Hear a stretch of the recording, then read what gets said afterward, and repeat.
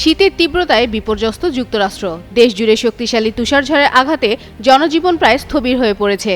বিদ্যুৎ সংযোগ বিচ্ছিন্ন, সড়ক যোগাযোগে অচল অবস্থা এবং আকাশপথে ব্যাপক ফ্লাইট বাতিলের কারণে বড় ধরনের দুর্যোগের মুখে পড়েছে দেশটি।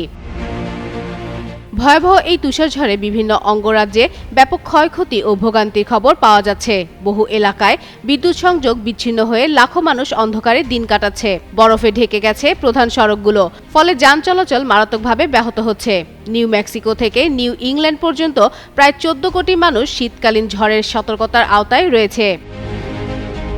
আকিজ নিয়ে এলো বিশ্বমানের বেবি ডায়াপার মাম্মাম। কটনি সফট ম্যাটেরিয়াল, বাবুকে দেবে র্যাশ ফ্রি সুপার কমফর্ট। আবহাওয়া বিভাগ জানিয়েছে শনিবার থেকে সোমবার পর্যন্ত ভারী তুষারপাতের পাশাপাশি শিলাবৃষ্টি ও হিমবৃষ্টির আশঙ্কা রয়েছে। একই সঙ্গে কয়েকদিন ধরে তীব্র শীত অব্যাহত থাকতে পারে বলেও সতর্ক করা হয়েছে। এর প্রভাবে দেশজুড়ে ভ্রমণ ব্যবস্থা বড় ধাক্কা খেয়েছে। ফ্লাইট ট্র্যাকিং সংস্থাগুলোর তথ্য অনুযায়ী শনিবার ও রবিবার মিলিয়ে ইতিমধ্যে 13,000-এর বেশি ফ্লাইট বাতিল করা হয়েছে। Dallas Fort Worth, Chicago, Atlanta, Oklahoma City ও ওয়াশিংটনের বড় বিমানবন্দরগুলো সবচেয়ে বেশি ক্ষতিগ্রস্ত হয়েছে। পরিস্থিতি মোকাবেলায় প্রেসিডেন্ট ডোনাল্ড ট্রাম্প অন্তত 12টি অঙ্গরাজ্যে জরুরি অবস্থা ঘোষণা করেছেন। ফেডারেল ইমার্জেন্সি ম্যানেজমেন্ট এজেন্সি ত্রাণ সামগ্রী ও উদ্ধারকারী দল আগাম মোতায়েন করেছে।